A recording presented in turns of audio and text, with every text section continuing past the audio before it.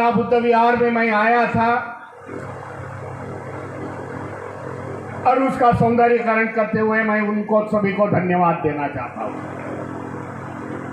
इस भोपाल नगरी में बुद्ध विहार की निर्मित हुई, जो बुद्ध विहार सुंदर है, दिखने में अच्छा है, जो होना भी चाहिए। खाली बुद्ध विहार अच्छे होने से काम नहीं चलेंगे, तो आने वाले समय में हमें देखना पड़ेगा इस बुद्ध विहार धम्म का कार्य कितना कर रहा है। इस बुद्ध विहार में बौद्ध धम्म का कार्य कितने होंगे, प्रशिक्षण कितने होंगे।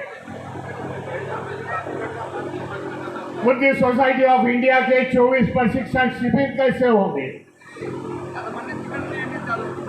आने वाले समय में ये बुद्ध विहार ये सेंटर पॉइंट होना चाहिए इस भोपाल शहर का, यहां से धम्म कार्य अधिक गतिमान होना चाहिए। यहां की आने वाली पीढ़ी हमें बौद्ध पीढ़ी हमें घड़ानी पड़ेगी। हमारी जवाबदारियां अभी बढ़ गई है। मुझे बड़ी प्रसन्नता हुई कि यहाँ देखते हुए कि लद्दाख के बौद्ध भिक्खु यहाँ है, शिलोंग के बुद्ध विहार के बुद्ध भिक्खु आए यहाँ। एक मैसेज गया यहाँ के बुद्ध विहार के निर्मित और उद्घाटन के कि देश के हमें सब बौद्ध भाई और बहनों हम सब एक हैं। यहाँ के बौद्ध वहां के बौद्ध हम एक ही है, भाई बहन है। ये मैसेज गएला है, मुझे बड़ी प्रसन्नता होती है।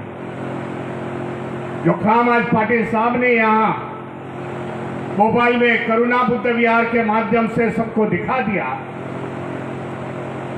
कि वहां के बौद्ध भिक्खु हमारे प्रोग्राम में आते हैं, हमें मैसेज देते हैं। भगवान गौतम बुद्ध के विचार, बाबा साहब के विचार अपने मंच पे से बताते हैं।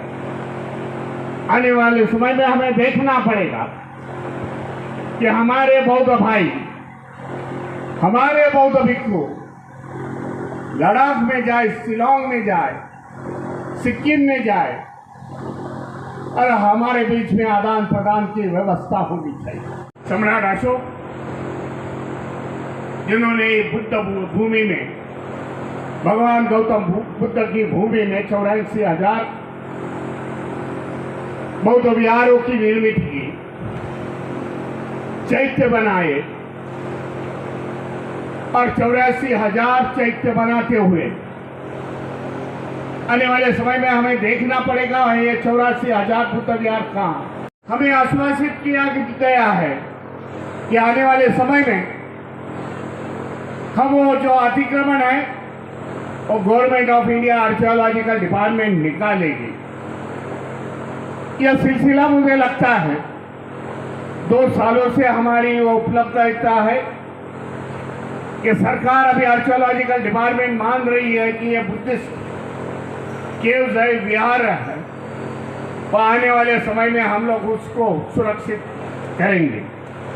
मैं अपील करना चाहता हूँ Buddhist society of India Madhya Pradesh सरकार से, यहाँ के बुद्धिस्ट सोसाइटी ऑफ इंडिया के पदाधिकारियों के, कि ऐसी सूची बनाई जाए कहाँ कहाँ हमारे बुद्ध विहार है, चैत्य है ये मध्य प्रदेश में, कि वहाँ हमें जाना पड़ेगा। यहाँ के आर्कियोलॉजिकल डिपार्टमेंट को हमें लिखना पड़ेगा कि भाई यहाँ पर अतिक्रमण हुआ है और वो अतिक्रमण निकालने की कोशिश की जाए। हमारी भी गलतियां हैं कि इस देश से बौद्ध धर्म लुप्त होने के कारण हम उस पर ध्यान नहीं दिए, लेकिन हमें अभी 60 साल हो गए बुद्धिस्ट बनने के बाद हमारे को आज बुद्ध विहार में जाना पड़ेगा। आज कामगार दिन में हमें सोचना पड़ेगा कि इस देश में 2 बिल पास हो गए हैं जो कामगारों के विरोध में बिल पास हुए गए हैं। ये कोरोना की पैंडेमिक महामारी थी, उस समय पार्लियामेंट में 2 बिल पास हुए।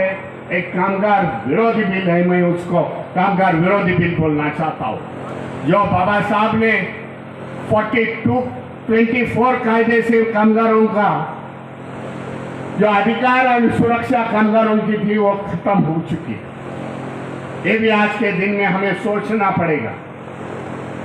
जो कामगारों के आने वाले समय में मैं आपको बताना चाहता हूं, जो बाबा साहब ने 12 घंटे से 8 घंटे तक कामगारों का काम करने का समय रखा था, ये सरकार आने वाले समय में 8 घंटे से 12 घंटे लेने वाली है। कॉन्ट्रैक्ट बेस्ड सिस्टम अभी इस देश में आने वाली है। उसके लिए कॉन्ट्रैक्ट बिल, लेबर बिल में ऐसी तरतूद अभी आने वाले बिल में करके रखी है। कामगारों के जो सुरक्षा थी, सरकार से तनख्वाह की सुरक्षा थी, सरकार से इंश्योरेंस की सुरक्षा थी, सरकार से एम्प्लॉयमेंट की सुरक्षा थी, वो सभी नए एक्ट से निकल जाएंगे। ये आज दिन हमें सोचना पड़ेगा। आने वाले समय में जो मैडम ने, डिप्टी कलेक्टर है मैडम जी, उन्होंने अच्छी बात की, मैं उनको धन्यवाद देना चाहता हूं।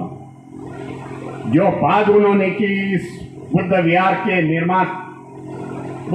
के उद्घाटन के समय, इस बुद्ध विहार से IPS, IAS स्टेट गवर्नमेंट के अधिकारी होने चाहिए, उसके प्रशिक्षण होंगे, मैं धन्यवाद देना चाहता हूं।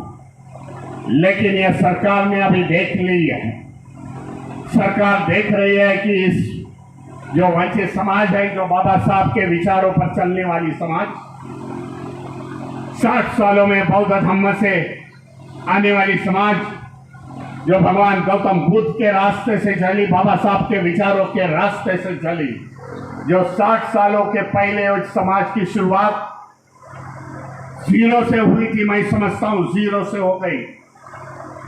उस समाज के 60 सालों में एजुकेशन के माध्यम से हम लोग ने सभी के रिकॉर्ड आज तोड़ दिए।